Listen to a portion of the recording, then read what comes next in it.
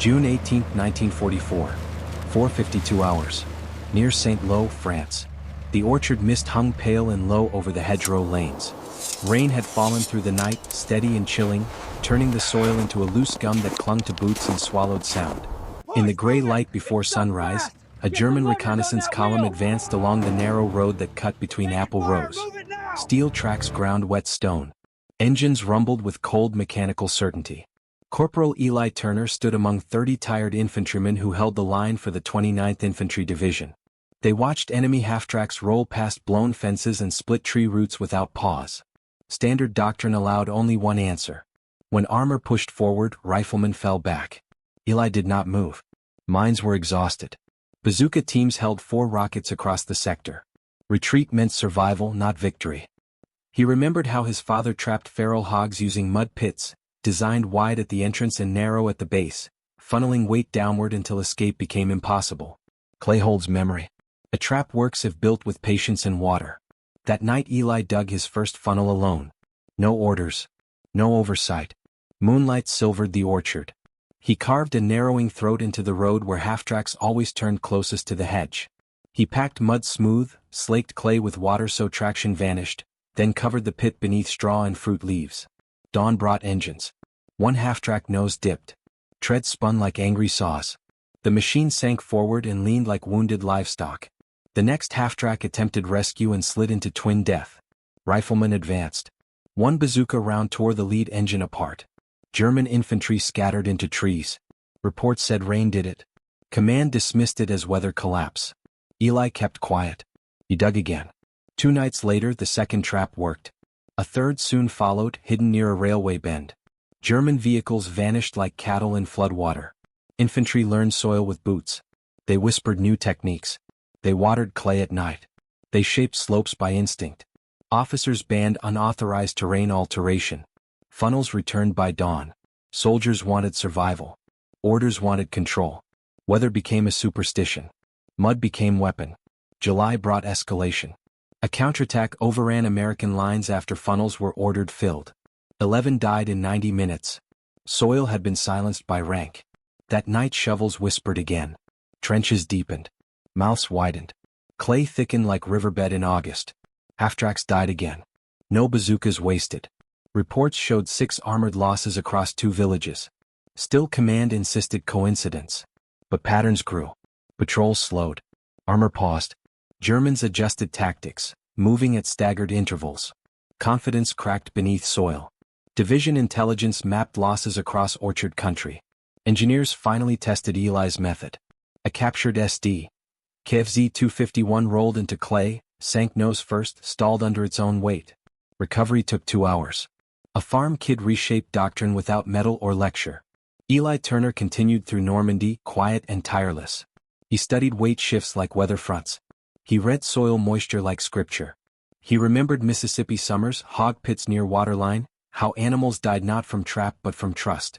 German engines trusted road crust. Clay betrayed them. Mid-July near Le Mesnil, a convoy approached with 4 half-tracks and 1 light Panzer II. Funnels awaited beneath orchard shadow. The first sank. The second bogged crosswise. The third reversed into a secondary funnel. German infantry panicked as machine gun fire crossed hedgerow lines. Eli watched with steady breath. Mud choked horsepower. Men choked fear. The Panzer tried bypass through field grass. Clay caught left tread at soft shoulder. Tanks stalled as sappers scrambled under fire. American rifles cut them down. Reports marked 5 vehicles lost in one morning. Eli dug another pit that night. August 1st. The Falaise push changed tempo.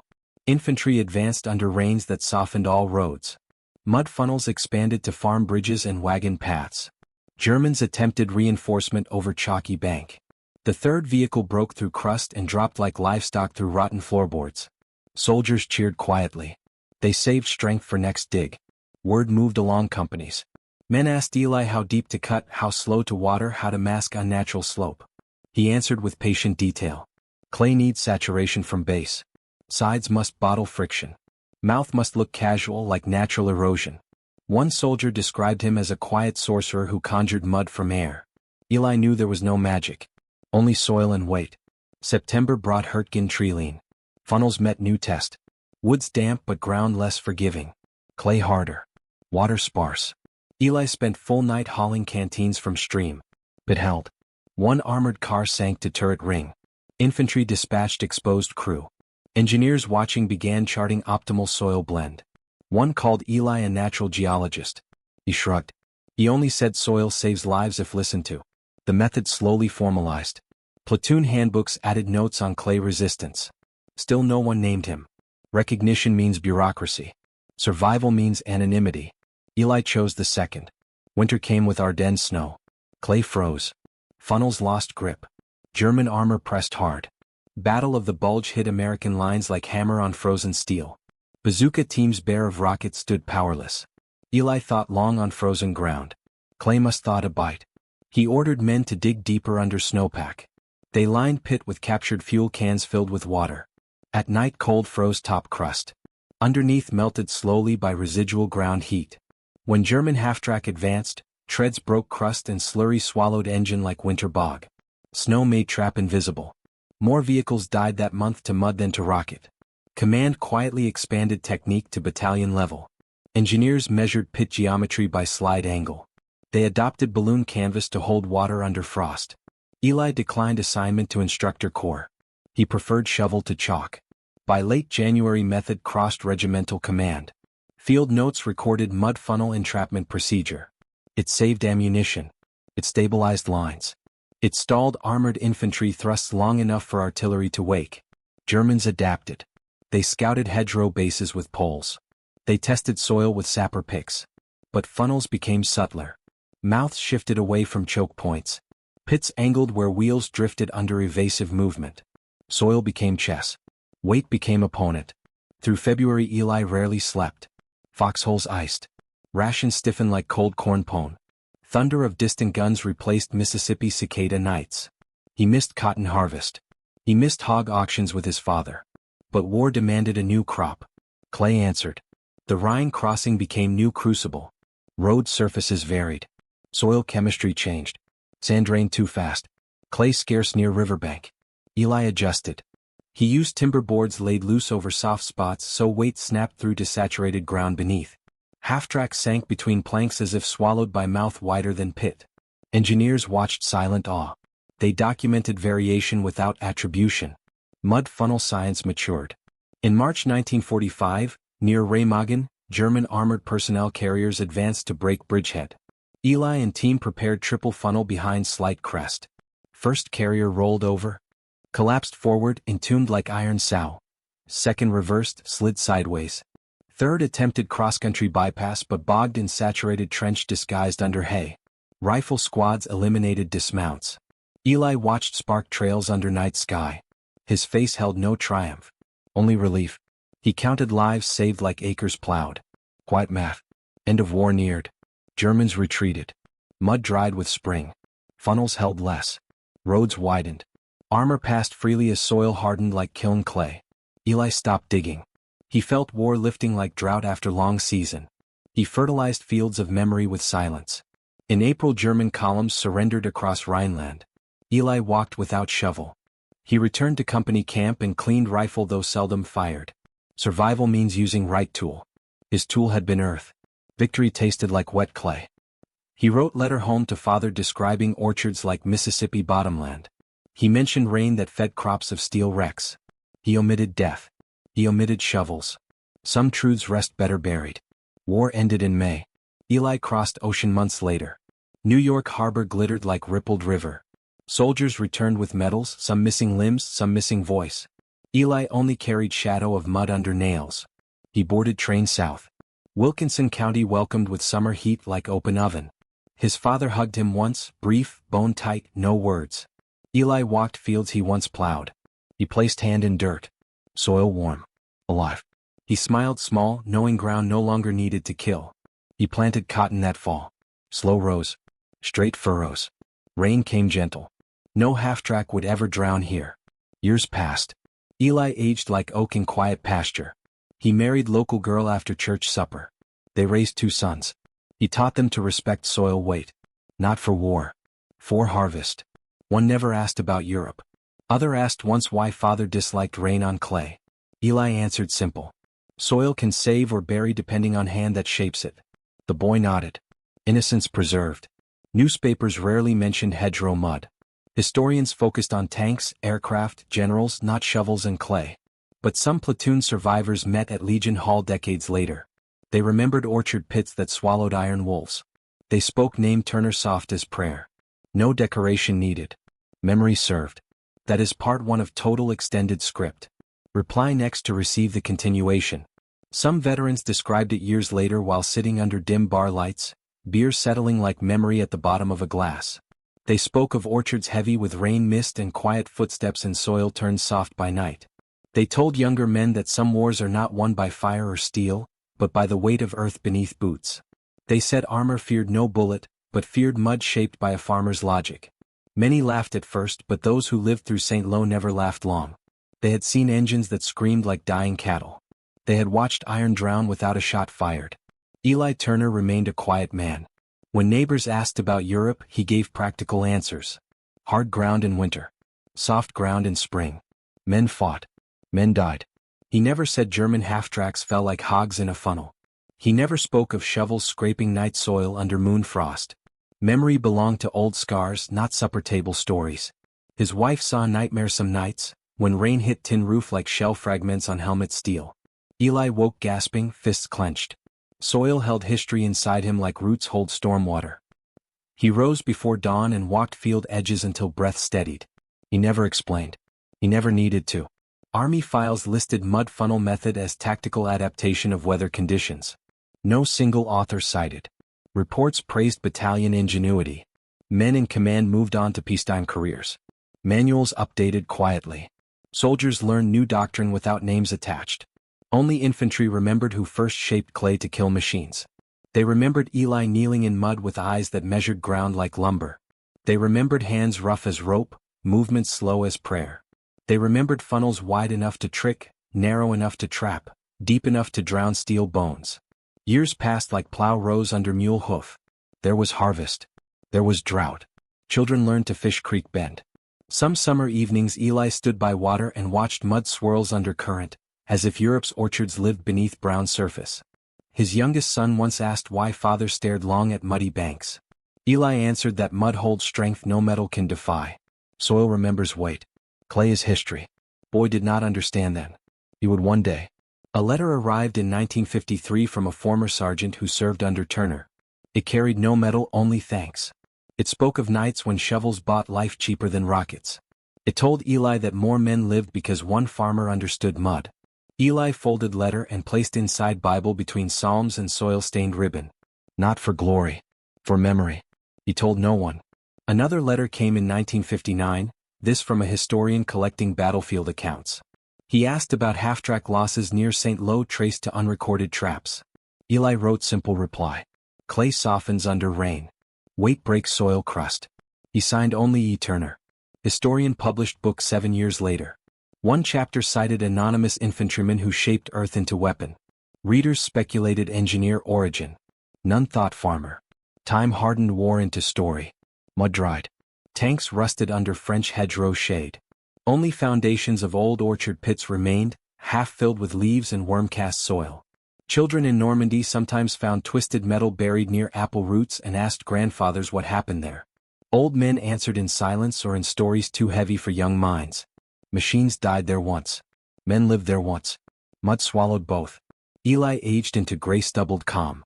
Arthritis bowed his back like winter wind bends pine. Still he walked fields at dawn. Still he tested soil with boot heel, pressing to feel moisture line beneath top crust. Habit born in war never left. Some mornings he knelt and pressed palm to clay and listened like farmer listens for rain underground. He said nothing if ground spoke. Soil keeps secrets. In 1971 he visited Normandy again. His wife asked why after 30 years. Eli replied that orchard trees might still stand. He arrived in late autumn. Leaves yellowed like memory pages. Roads paved now, no mud funnel left except in soil beneath asphalt. He stood near bend where first half-track drowned. Modern cars passed without pause. They trusted pavement like armor once trusted clay. Eli smiled small. Soil sleeps beneath concrete like war sleeps beneath peace. Wake and wake both. At local cafe he met man who fought on German side, now old and lean with hands shaky as blown leaves. They shared black coffee bitter as trench rain. German veterans spoke of half-tracks that vanished like ghosts in mud. Said his commander cursed rain like devil. Said engineers blamed artillery tremor. Never thought farm logic killed steel. Eli listened without word. When man asked what he did in war, Eli replied infantry, nothing special. German nodded. Both men drank in silence heavy as orchard fog. War belonged to soil now. Before leaving France, Eli scooped small jar of orchard dirt. He took it home, placed on mantle beside Bible and 2 folded letters. He never opened jar. He never told children why it mattered. Some truths rest sealed like clay under frost. In 1982 his eldest son served Army engineers. During training he learned old doctrine on mud entrapment pits. Instructor said original concept came from Normandy improvisation, source unknown. Son asked father later if he had seen such method. Eli only nodded once and returned to porch work. Son watched father's hands in lamplight, scarred by shovel and shrapnel both. Recognition needed no medal. Winter came again in Wilkinson County. Snow-crusted red clay like frozen war memory. Eli walked fields slow, breath clouded like gun smoke. He slipped once, knelt in slush, pressed palm into frozen mud. Remagen returned in flash of memory. Halftrack screamed under winter crust. Exhaust steamed like breath of dying hog. Soldiers shouted. Clay claimed. Snow hid. Survival won. Eli rose slow, bones stiff like rusted tread links. He carried memory like old shovel handle worn smooth by time. In spring he planted cotton. Soil soft beneath thaw. War felt distant as thunder beyond horizon. Yet some mornings rain hit roof and orchard nights returned like rifle crack. He stood by window until storm light eased. Veterans at Legion Hall aged to silence. Some passed, taking half-track stories to grave. Others remained to tell younger generation that war is not only bullets and explosions. Sometimes a shovel shapes victory deeper than shellfire. Sometimes one man sees solution in mud where others see only retreat. They told how German steel fled from rain-softened road. They told name Turner not loud but certain. Eli Turner died in sleep aged 87. Hands folded like plow handles. Soil under nails faint as shadow. Family found jar of orchard dirt beside letters and Bible. They kept jar sealed. They placed on grave beside stone carved with simple words. Eli Turner, 1923 to 2010. Husband. Father. Farmer. Soldier. In Normandy orchard rain still falls. Clay still slicks underfoot. Children still run paths where half-tracks once drowned. Apple trees bloom each spring like white surrender flags over silent earth. Soil remembers weight. Mud holds memory of war low beneath roots. Farm logic saved men. No medal. No parade. Only fewer crosses on hillside. The story of the mud funnels did not fade entirely. It resurfaced at odd intervals like rusted metal from a plowed field. In 1994, during the 50th anniversary of the Normandy landings, a journalist from London interviewed surviving veterans. One spoke quietly of traps dug beneath apple leaves and rain-soft clay. The journalist printed a short column about improvised soil warfare. It mentioned no names. It suggested unsung infantrymen turned mud into weapon when ammunition ran low. Readers skimmed article over morning tea. Few understood full weight of that sentence. Those who fought in hedgerows felt memory tighten like shovel hilt in hand. Researchers years later studied battlefield-stalled armor patterns through declassified German reports. They noted clusters of half-track losses between June and August 1944 in zones without mines. One academic suggested organic ground collapse. Another proposed artillery vibration destabilized clay. None considered one farmer shaping soil into funnel throat. War scholars prefer diagrams drawn by generals. They overlook bent backs under moonlight. Yet war often turns on unseen labor. Shovel edges strike mud as surely as bayonet strikes bone. One cuts earth. One cuts enemy. Both change line of battle. Decades after Eli's death, his grandson served in National Guard Engineer Battalion. During training exercise in Louisiana swamp, instructor demonstrated improvised bog traps for armored personnel carriers. He explained that even modern vehicles drown in mud shaped right. He said method traced back to Normandy but origin lost. Grandson stood quiet as bayou steam rose like orchard mist. Later he visited family storage and found old jar of French dirt. He understood then. Soil carried legacy older than doctrine. In France, the land itself preserved faint memory. Rain still carved soft gullies where orchards once funneled half-tracks to death. Locals found twisted track links sometimes while plowing. Children picked rusted scraps from ditch banks and asked why steel buried near apple roots. Fathers answered simply, war passed here. Soil kept secret beyond that. Historians debated whether mud funnels changed campaign outcome. Some argued that delaying half-tracks slowed German response to Allied advance. Others claimed effect localized. But infantry who survived hedgerow fights believed funnels turned retreat into hold, hold into push, push into victory mile by mile. They remembered mornings when steel no longer roared with confidence. They remembered nights when shovels meant life. In old age reunions, men spoke not of medals but of orchard rain. They recalled Eli Turner, shoulders squared like mule yoke, eyes reading ground like scripture. They never forgot quiet figure crouched by ditch, testing clay between finger and thumb as if tasting weather. They called him the man who broke steel with earth. A documentary crew eventually tracked survivors in early 2000s. They interviewed 3 men who fought near St. Lo. Cameras rolled. Voices trembled. One veteran described first funnel like cattle sinkhole. Another remembered German screams muffled by mud. Third man spoke of Eli. Said he dug slow, sure, never rushed. Said he never bragged, never ordered. He only showed where soil wanted to swallow weight. Production company aired film late night, low view count. Audience preferred tanks and aces, not shovels and mud. But one military historian saw broadcast and began research. She spent 4 years tracking company reports, engineer logs, field diaries. She found trench notes referencing a corporal who taught slope angle and moisture depth. She located after-action report listing repeated half-track stalling events with no mines recovered. She searched veteran registries until name emerged faint as pencil on ration scrap. Turner. She wrote book titled Earth Against Iron. Published small. Circulated among military colleges. One chapter dedicated entirely to mud funnel innovations. It named Eli Turner once, noting lack of citation sources but strong oral tradition tracing method to one Mississippi soldier.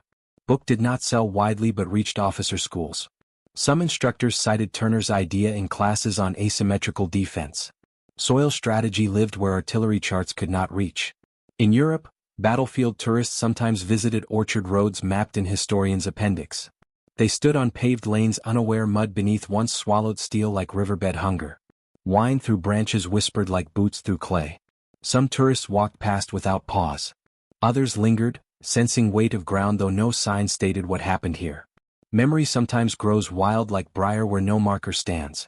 One French farmer whose land covered old funnel zone allowed veterans to walk field edges each June. They moved slow, canes tapping earth. They stopped at places where soil depressed slightly, where weeds grew thicker. Beneath lay rust fragments and bone of engines. One veteran knelt with effort and placed hand on ground. He whispered Turner's name like prayer. Farmer did not ask meaning. Soil knows answers without words. Back in Mississippi, Eli's sons aged. They inherited farm. They planted soybeans and corn where cotton once ruled. They kept father's jar of orchard dirt on shelf in hallway. They did not open. They did not discard. It held weight family could feel without touching. Grandchildren sometimes asked what jar meant. Eldest son answered simple. It is soil from place where war bent. No more said. In that silence lay whole history. Military museums later displayed cutaway model of mud entrapment pit, labeled Normandy 1944 unknown innovator. Visitors read plaque and moved on to tanks and aircraft exhibits. Few understood power of that unknown. Fewer imagined farmer hands shaping clay throat deeper than armor logic. War colleges in Virginia eventually introduced case study on terrain misuse by armored units. Professors cited Normandy funnels as example of underestimating ground saturation. Slide showed diagram of funnel geometry. No shovel. No name. Only geometry of soil. Students scribbled notes for exams. None thought of orchard nights. But history sometimes circles back like plow at field end. One student years later discovered Earth Against Iron in library. She recognized diagram from class. She traced footnotes. She found E. Turner. She wrote thesis on infantry innovation without command authority. She argued low-ranking soldiers often generate war-saving tactics. Her defense impressed review panel. Thesis archived but not widely read. Still one more record added to soil of memory. The war moved on through pages. Eli Turner remained quiet figure in margins, like root beneath orchard tree unseen but feeding trunk. Men who fought hedgerows died one by one, leaving fewer to speak Clay truth. But land remembers weight. Rain carves old shapes if ground soft enough. Under orchard roots, rust slumbers. Under history textbooks, omissions sleep. Turner's story not about glory. It about simple logic under fire. It about refusing retreat when doctrine demanded. It about placing trust in earth when ammunition failed. It about farm boy who saw war through soil rather than steel. His funnels did not end war alone. They slowed half-tracks enough for lines to hold. They saved men enough to fight next dawn. They proved innovation can sprout from shovels same as from general's pen. War more than strategy. War the weight of small acts repeated in rain. Eli Turner never learned how many officers later taught mud funnel doctrine. He never knew manuals updated tactics in small printed paragraphs at bottom of page. He never sought credit. Recognition mattered little to a man who believed simple problems need simple tools. The war demanded survival, not applause. Soil gave survival freely to those who shaped it right. Turner shaped it without hesitation. Young recruits in later decades read lines about ground saturation tactics in training binders without knowing one farmer thought of it first. They memorized angles of pit slope and depth in inches like math problem instead of story. They learned how waterlogged clay reduces traction coefficients. They studied diagrams illustrating vehicle weight displacement across wet ground. They understood science. They did not know sweat and fear under moonlight brought those numbers to life. Generals briefed cadets on terrain as enemy. They praised study of soil composition. They encouraged engineering solutions. They cited invention but never inventor. Turner's idea became doctrine and lost its name. That fate common in war. Weapons built by quiet hands rarely bear signature. Tools matter more than men who forged them. Still, Turner's legacy endured where it counted. In lives saved. In letters sent home instead of telegrams of regret. In platoons who held orchard lanes long enough for armored support to break German line. In patrols who advanced not with fear of half-tracks but with confidence that clay could betray engine. In unseen ways, his shovels carved survival into battlefield. In late 1990s, small Veterans Museum in Jackson displayed rusted SD. Kev Z251 hull fragment recovered from Normandy orchard. Tag red, recovered from site of multiple armored vehicle immobility incidents, St. Louis sector. No visitor could guess one Mississippi soldier orchestrated that fate with soil and patience. One day an elderly man wearing faded blue cap stood before that fragment long. He read plaque twice. He stared at corroded metal like reading scar. His daughter asked why it mattered. He answered slow. Those machines did not stop themselves. Someone taught mud to fight. Daughter gazed at scrap and nodded without full understanding. Some truths require war to recognize. Turner himself never saw fragment. He never visited museum. He spent old age in porch chair listening to rain strike tin roof like memory tapping helmet. He smelled wet earth and orchard nights returned like low whisper. He did not speak of them. Silence easier than explaining mud as weapon. His funeral simple. Pine casket. Folded flag. Church hymn gentle as orchard breeze. Mourners spoke of kindness, harvest, patience. No mention funnels. Only one old veteran placed hand on casket and whispered, "You stopped iron." Minister did not hear. Heaven perhaps did.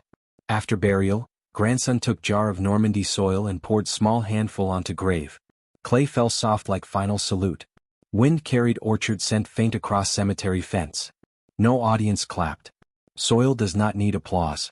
Years passed. War films favored explosions, hero charges, tank duels. Mud received little screen time. Producers want spectacle, not silence. But sometimes late-night documentary shows photograph of Orchard Lane with caption, "German half-tracks lost here under unknown circumstances." Image fades. Narrator moves on. Viewers sleep. Yet every war contains hidden hinge. One small idea turns weight of conflict. Sometimes hinge is shovel in rain. There exists military maxim in some circles. When ammunition scarce, study ground. When retreat ordered, study soil. When steel advances, ask if earth will bear weight. Few know name behind saying. Infantry whispers once credited Turner. Whisper faded with men who spoke. Still idea survives. Still funnels taught. Still clay holds history. By 75th anniversary of Normandy, historians pieced enough fragments to outline Turner's role. Academic journal published article naming him probable originator of mud funnel tactic. Sourced through oral testimony and surviving field notes. Article read by few. Scholars debated citation quality. But truth seeped like groundwater through soil. Eventually roots find moisture. A French museum later installed small display about hedgerow adaptations. Among exhibits sat model of funnel pit, shovel leaning beside. Plaque read, technique believed developed by American infantry in June 1944. Possibly associated with Corporal Eli Turner, Mississippi. Believed responsible for multiple armored entrapments. No formal recognition recorded. Display small but honest. Visitors paused sometimes. They imagined moonlight shovel scraping clay. They pictured half-track axles drowning. They felt orchard quiet thick as fog. One visitor left note beside plaque. Simply wrote, "Thank you for holding line when metal tried to break it." Museum kept note under glass. Words short as bullet, heavy as soil. Memory sometimes grows in silence where a claim cannot. In academic circles, debate continued for years. Some argued mud funnels were inevitable adaptation. Others believed one mind accelerated invention by months that saved hundreds of lives. A colonel at a symposium once remarked that genius in war rarely wears stars. It often holds a shovel. Audience clapped lightly.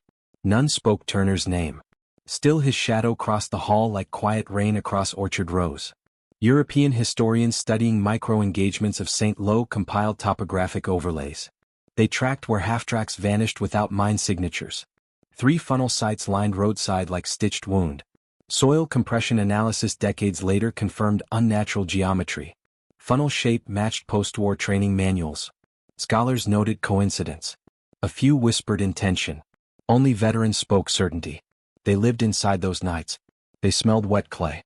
Local families in Normandy held their own memory. Some elders claimed orchard ghosts waited by roads where engines drowned. Others said spirits slept deep in mud. Old farm wives believed ground remembers blood and metal. They said apple trees grew sweeter near wrecks. Soil rich with iron and story. Tourists took photographs of fields unaware roots drank history. Turner's sons aged. They told grandchildren that every field carries past. Mud holds truth if listened to. They never described war. They never needed to. Legacy sits heavy in silence. At Military Archive, one dusty box labeled Field Adaptations 1944 contained a folded briefing sheet. It described mud entrapment technique.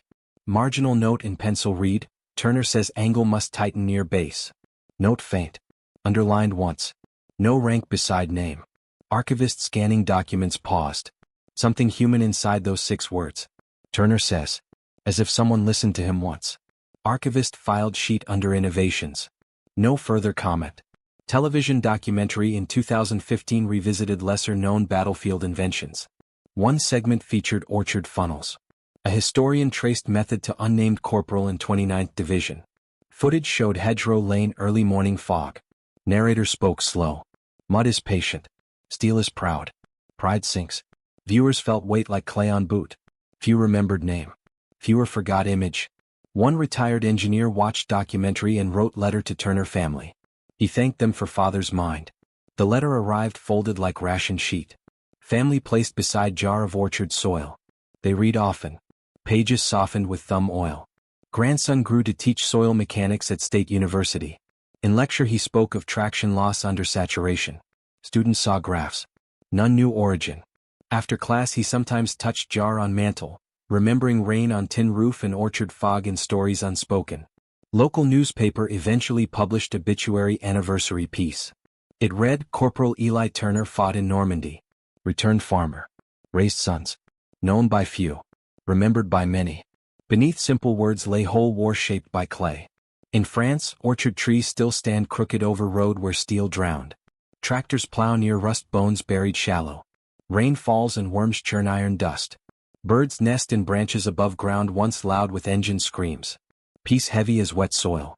Sometimes visitor stands alone at bend where first funnel drank half-track. Wind quiet. Road smooth now. No sign marks death of machines.